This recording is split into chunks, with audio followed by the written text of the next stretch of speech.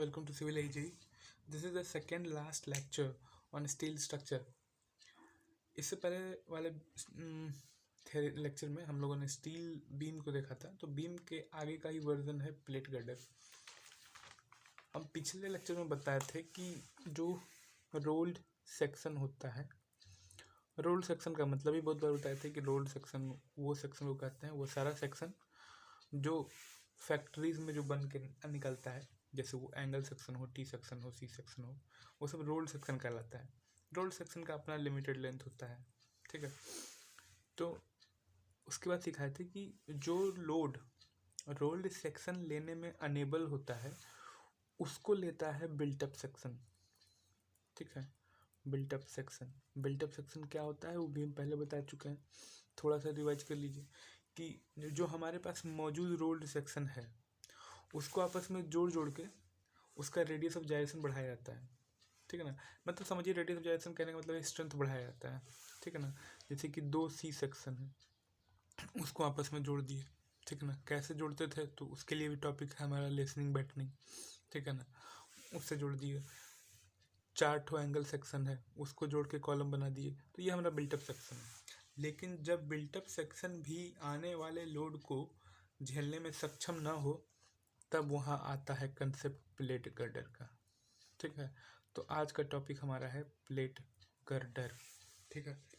तो यहाँ लिखा है इधर लिखते हैं अपन कि when built up beam cannot withstand applied load then plate girder are used. Plate girder use तब होता है जब हमारा बिल्टअप बीम जो है अब झेलने लायक नहीं रहा उस लोड को, तो प्लेट गर्डर यूज़ करते हैं। अब यहाँ देखते हैं दूसरा टॉपिक है प्लेट गर्डर कैसे बनता है। तो प्लेट गर्डर बनाने के लिए अपन को चाहिए क्या क्या चाहिए। अपन को चाहिए फ्लैंज प्लेट। यहाँ देखते हैं क्या क्या चाहिए प्लेट गर्डर बनाने के लिए, क्या मसाला लगेगा। तो मसाला जो यहाँ लगेगा वो है flange plate, flange angle, web plate. तो यही इंग्रेडिएंट चाहिए, है ना। तो ठीक है, तो बनाते हैं। तो फ्लैंज एंगल फ्लैंज प्लेट पहले और वेब प्लेट। सबसे पहले वेब प्लेट को लाइए, ये वेब प्लेट है, ठीक है। बस क्रॉस सेक्शन बना रहे हैं। अब इसका 3D डायग्राम समझ रहा हूँ कैसा दिख रहा होगा। प्लेट है तो लंबा सा गया होगा, ठीक है ना। प्लेट है, ठीक है। पहले वेब प्लेट लाए। वेब प्लेट लाने के बाद इसमें इसके ऊपर जो है अपन को लगाना है फ्लैंज प्लेट, ठीक है। लेकिन फ्लैंज प्लेट इससे सटा हुआ नहीं रहेगा, इससे 5 mm का गैप है यहाँ पे, ठीक है। ये ध्यान रखिएगा, प्लेट गर्डर का एक खासियत है। तो ये जुड़ेगा कैसे, तो इसको जोड़ने के लिए इसमें हम लोग लगा देते हैं फ्लैंज एंगल, इसमें कनेक्ट कर देते हैं। इसके साथ फ्लैंज एंगल को जो है कनेक्ट कर दिया जाता है, ठीक है। फ्लैंज एंगल जैसे दिख रहा होगा यहाँ पे इमेज ज़्यादा अच्छा से, ठीक है। फिर नीचे में भी लगा दी यही चीज़, ठीक है। इसको हम लोग कनेक्ट कर लेंगे किस चीज़ से, फ्लैंज एंगल से, ठीक है। तो ये हमारा प्लेट गर्डर तैयार है। तो प्लेट गर्डर के लिए क्या चाहिए, फ्लैंज प्लेट, फ्लैंज एंगल और वेब प्लेट, ठीक बात। अब आगे बढ़ते हैं। सब जो हमारा प्लेट गर्डर है इसमें हम आपको जो ऑब्जेक्टिव जो क्वेश्चन है, बस क्योंकि इसको बस आपको ऑब्जेक्टिवली ही पढ़ना है, ठीक है ना। तो शुरू करते हैं। सबसे पहला टॉपिक जो है इसमें वो है टॉपिक वेब इक्विवेलेंट का। वेब इक्विवेलेंट क्या होता है प्लेट में, प्लेट गर्डर में वेब इक्विवेलेंट। तो ये वाला इमेज देखिए, ठीक है ना। इस वाले इमेज में ये जो ब्लू वाला पोर्शन है ना, ये पोर्शन ब्लू वाला पोर्शन, और नहीं है तो यहाँ देखिए दिखाते हैं, जिसको हम ये भी हैशिंग कर रहे हैं, जिसका हम ये, ठीक है। और नीचे साइड से ये यहाँ पे देखिए यही है वेब इक्विवेलेंट। अभी क्या है, तो वेब इक्विवेलेंट का डेफिनेशन है it is the area embedded between two flange angle. दो फ्लैंज एंगल के बीच का जो एरिया होता है ना उसी को कहते हैं हम वेब इक्विवेलेंट। तो आप कहिएगा कि यहाँ क्यों नहीं हैशिंग किए, तो आपको कुछ देर पहले ही बताया कि ये जो हमारा वेब प्लेट होता है, ये वेब प्लेट के ऊपर हम लोग फ्लैंज प्लेट नहीं रखते हैं, इससे 5 mm ऊपर रखते हैं, तो यहाँ तो कुछ है ही नहीं, वहाँ खाली जगह है, ठीक है ना। तो वेब इक्विवेलेंट क्या होता है कि ये दोनों फ्लेंज एंगल के बीच में वेब प्लेट का जितना एरिया आता है वही कहलाता है हमारा वेब इक्विवेलेंट, ठीक है। तो इस वेब इक्विवेलेंट का वैल्यू टेंशन फ्लेंज में कुछ और है और कंप्रेशन फ्लेंज में कुछ और है, ठीक है। तो कंप्रेशन फ्लेंज का पहले बता दें कि ये वेब इक्विवेलेंट कितना होता है। तो कंप्रेशन फ्लेंज में वेब इक्विवेलेंट लिया जाता है इस पूरे वेब एरिया का बाई 6, यानी कि AW/6, ठीक है। और यही टेंशन फ्लेंज में ये एरिया लिया जाता है, टेंशन फ्लेंज की ओर जो वेब इक्विवेलेंट लिया जाएगा वो लिया जाएगा AW/8। तो यही ऑब्जेक्टिव आपको पूछा जाएगा। तो इसमें इतना में यही लिखा हुआ है, तो समझ पढ़ लीजिएगा कि कंप्रेशन फ्लेंज लिखा हुआ है किस चीज़ का बना हुआ है। तो कंप्रेशन फ्लेंज बनने की इतना हिस्सा तो किस चीज़ का बना हुआ है, देखिए फ्लेंज प्लेट है, फ्लेंज एंगल है, वेब इक्विवेलेंट है। तो वेब इक्विवेलेंट आप जानते हैं क्या होता है, area embedded between flange angle, ठीक है। In compression flange web equivalent is taken as AW/6। AW क्या है, एरिया ऑफ वेब है, ठीक है। एरिया ऑफ वेब का बाई 6 कर देंगे तो उतना ही एरिया में रहता है web equivalent in compression flange. और web equivalent in tension flange कितना रहता है, AW/8 रहता है, ठीक है। अब आगे अब हम लोग को सीखना है width of outstand. Width of दूसरा टॉपिक है हमारा, एक बार लिख लेते हैं। वेब इक्विवेलेंट का वैल्यू कंप्रेशन फ्लेंज में कितना था बाबू, एरिया ऑफ वेब का बाई 6। टेंशन फ्लेंज में कितना था बाबू, तो एरिया ऑफ वेब बाई 8। क्या सीखना है भाई, अब सीखना है विड्थ ऑफ आउटस्टैंड। तो देखिए विड्थ ऑफ आउटस्टैंड पहले होता है क्या, डेफिनेशन क्या है विड्थ ऑफ आउटस्टैंड का। तो विड्थ ऑफ आउटस्टैंड को पहले B से नोट कर लीजिए। अब देखिए, अब यहाँ रख तो दिए नहीं, वेब प्लेट था, वेब प्लेट के बगल में जो है फ्लेंज एंगल 2 लगा दिए हैं, ऊपर में फ्लेंज प्लेट है। तो ये क्या गोंद से सटा हुआ है, नहीं जी, इसमें रिवेटिंग करना होगा ना हो। तो यहाँ रिवेटिंग कर दीजिए, यहाँ भी रिवेटिंग कर दीजिए, ठीक है ना। रिवेट तो यहाँ भी लगेगा तभी तो ये कनेक्ट होगा, ठीक है। तो जो आउटर रिवेट से लेके जो आउटर मोस्ट फ्लेंज का डिस्टेंस होता है उसी को कहते हैं हम लोग विड्थ ऑफ आउटस्टैंड, ठीक है। इस वाले इमेज में अगर हम बनाया नहीं है जहाँ फोटो गंदा हो जाएगा, अगर मान लीजिए यहाँ पे है रिवेट, तो यहाँ से लेके यहाँ तक का डिस्टेंस, ठीक है। बात समझ, एक बार और फिगर में दिखाते हैं अगर नहीं समझ आ रहा तो। हम बना लिए फ्लेंज एंगल, वेब प्लेट थोड़ा दूर, फ्लेंज एंगल यहाँ, दूसरा फ्लेंज एंगल यहाँ, ठीक है। यहाँ रिवेटिंग कर दिए, यहाँ भी रिवेटिंग कर दिए, ठीक है।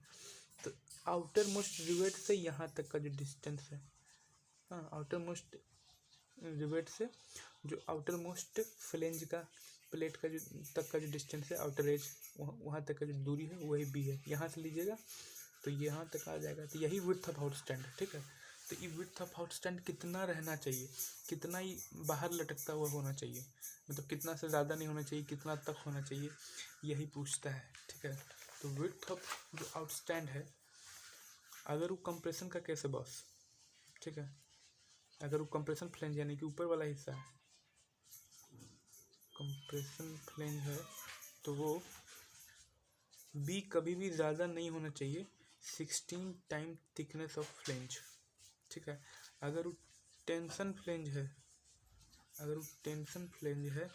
तो B का वैल्यू है ना, यानी कि ये जो यहाँ से यहाँ तक का B का जो वैल्यू है वो कभी भी 20 टाइम्स थिकनेस ऑफ फ्लेंज से ज़्यादा नहीं होना चाहिए।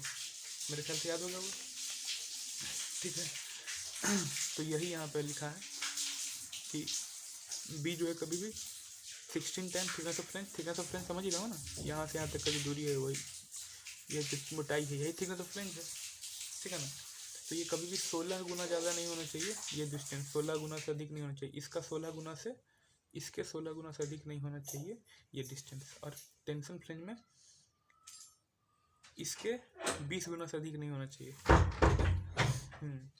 क्योंकि आप देखे होंगे प्लेट गर्डर में जो ऊपर वाला जो कंप्रेशन वाला इलाका होता है ना, वो थोड़ा कम होता है और नीचे वाला थोड़ा ज़्यादा बड़ा होता है। इसलिए यहाँ देखिए वैल्यू 16 TF ही लिया गया है, यहाँ 20 TF ही लिया गया है, ठीक है, मतलब 20 TF यहाँ लिया गया है।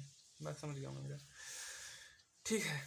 तो एक और चीज़ में देख लीजिए, यहाँ पे ये जो 16 TF वाला है, इसमें एक ठो और चलता है, कोड से हम निकालना है कि बी का वैल्यू 16 TF से तो ज़्यादा नहीं ही होना चाहिए, और एक है कि ई बी का value 256 TF divided by root FY से भी ज़्यादा नहीं होना चाहिए। यहाँ TF थिकनेस ऑफ फ्लेंज ही है, और Y जो है FY जो है यील्ड स्ट्रेंथ है, जानते ही होंगे, ठीक है, यील्ड स्ट्रेंथ है। तो ये हो गया ख़त्म। अब आगे, अब जो आगे हमारा टॉपिक है वो है इकोनॉमिकल डेप्थ ऑफ वेब। तो दो टॉपिक किया, तीसरा topic economical depth of web plate, ठीक है। तो economical depth of web plate में क्या करते हैं हम लोग, ये नहीं चाहते हैं कि वेब प्लेट का जो है कि हम लोग लागत मूल्य कम करें, इसमें ये लक्ष्य नहीं है। इसमें लक्ष्य ये है कि हमारा जो डेप्थ है उसमें वेट मिनिमम आए, ठीक है ना, इसी को इकोनॉमिकल डेप्थ कहते हैं। तो depth which gives the minimum weight of plate girder is known as economical depth, ठीक है। मिनिमम वेट आए, ये है economical depth of plate girder. इसका फॉर्मूला होता है 1.1 root under m by sigma b into TW। रटना है, कोडल प्रोविजन है, इसमें कोई और कुछ दिमाग नहीं लगाना, ठीक है। अब आगे चौथा टॉपिक है हमारा, चौथा व्यक्ति जो पूछा सकता है वो पूछता है कि self weight of plate girder कैसे निकालिएगा, प्लेट गर्डर कैसे निकालिएगा। तो सेल्फ वेट जो है प्लेट गर्डर का, उसका फार्मूला होता है, अगर आप WSM से बना रहे हैं, वर्किंग स्ट्रेट मेथड से बना रहे हैं, तो इसका फार्मूला होता है W इंटू L बाई 300, है ना। W क्या है, टोटल सुपर इम्पोज लोड जो आ रहा है, L है लेंथ ऑफ स्पैन, W क्या है, टोटल सुपर इम्पोज लोड कहिए या टोटल लाइव लोड कहिए, जो आ रहा है उसको गुना कर लीजिएगा लेंथ ऑफ स्पैन से, लेंथ ऑफ स्पैन से, ठीक है। उसको 300 से डिवाइड कर लीजिएगा तो आपको self weight of plate girder मिल जाएगा। लेकिन अगर LSM का केस हो तो यही फार्मूला में 1.5 से गुना कर दीजिएगा, ठीक है, तो आपको self weight of plate girder मिल जाएगा। अब हम लोग अंतिम पड़ाव पे है ना, देखिए पूरा का पूरा प्लेट गर्डर, ठीक है ना। अब हमको एक और प्लेट गर्डर यहाँ बनाना होगा ताकि हम समझा सकें। ये जो पूरा प्लेट गर्डर टॉपिक है वो टिका हुआ होता है किस चीज़ पे, वो देखिए, ठीक है। इसको बनाते हैं प्लेट गर्डर, ये बन गया हमारा। इसको जोड़ने का जुगाड़ लगाते हैं, एक साइड जुड़ गया, चलिए इधर भी जुड़ गया, नीचे में भी अब जोड़ लीजिएगा आप अपने ऊपर वाला से, मैं समझ जाए, मैं काम हो जाएगा, समझिए। जब बना ही लीजिए, इतना ही समय लग जाएगा, चलिए ठीक है, बन गया। अब यहाँ देखिए इसको, किसको, क्या है, वेब प्लेट। ये वेब प्लेट पे ही सारा खेला है आपका प्लेट गर्डर में, ठीक है। क्योंकि यही बेचारा लचकते रहता है, यानी कि यही कमज़ोर हो जाता है अगर लोडिंग ज़्यादा आ जाए हद से। तो ये देखिए इसका थिकनेस कितना होगा, और इसका थिकनेस को क्या चीज़ से डिनोट करते हैं, इसका थिकनेस को डिनोट करते हैं TW से, थिकनेस ऑफ वेब को। और इसका वेब का जो गहराई है, जो डेप्थ है, उसको क्या चीज़ से डिनोट करते हैं, छोटा DW से, ठीक है ना, बात समझे। तो इसका जो रेशियो है ना DW बटा TW, यही है पूरा प्लेट गर्डर का सारा सार, इसी में घुसा हुआ है कि हमको इसी रेशियो के हिसाब से देखना पड़ता है कि हमारा प्लेट गर्डर सेफ है कि अनसेफ है। अगर अनसेफ है तो क्या करें, ठीक है ना। तो प्लेट गर्डर जब अनसेफ होता है ना, तो हम लोग उसमें स्टिफनर का प्रावधान लगाते हैं। स्टिफनर क्या है, स्टिफनर समझिए कि एक शॉर्ट कॉलम का काम करता है, जो इसको अगर हम 3D फिगर बनाने की कोशिश करें, जो कि बहुत नाकाम सा कोशिश है, लेकिन कर ली, चलिए, ठीक है ना। तो ये तो इसका क्रॉस सेक्शनल व्यू है ना। अगर हमको इधर वाला हिस्सा दिखना है तो इधर वाला हिस्सा दिखना, तो हमको कैसा दिखेगा, बस कुछ ऐसा ही दिखेगा, है ना। तो स्टिफनर का मतलब होता है कि यहाँ पे जो है कि हम इसको एक सपोर्ट दे दिए, एंगल का, angle basically angle section use होता है ना। इधर दे दिए, डबल एंगल भी यूज़ कर सकते हैं, दोनों साइड लेकिन डालना होगा, यानी कि साइड इधर भी दे दीजिएगा उधर भी दीजिएगा, ठीक है ना। तो ये हुआ, इस तरह का जो लगा रहे हैं ये है हॉरिजॉन्टल स्टिफनर, ठीक है ना। इस तरह का लगाएंगे तो ये वर्टिकल स्टिफनर हो जाएगा, ठीक है ना। सॉरी, ये तो है, ये वर्टिकल, सॉरी ये वर्टिकल है, ये हॉरिजॉन्टल है, ठीक है ना। ऐसे ऐसे लगाएंगे तो ये हॉरिजॉन्टल स्टिफनर है, ठीक है। तो कहाँ पे क्या लगेगा उसको देखते हैं, ठीक है। तो पहला कि अगर ये जैसे CJE में पूछा हुआ है पिछले बार का, ठीक है। मार्केट में जो क्वेश्चन कोई भी यूट्यूब चैनल पे देखिएगा, जो क्वेश्चन सब घूम रहा है वो मेरा ही क्वेश्चन जो है, सब अपना अपना डाउनलोड कर लेता है गूगल ड्राइव से और दिखाइले है प्रीवियस ईयर क्वेश्चन। खैर चलिए कोई बात नहीं। यहाँ देखिए डी, यहाँ पे रेशियो हम लिख लिए DW/TW।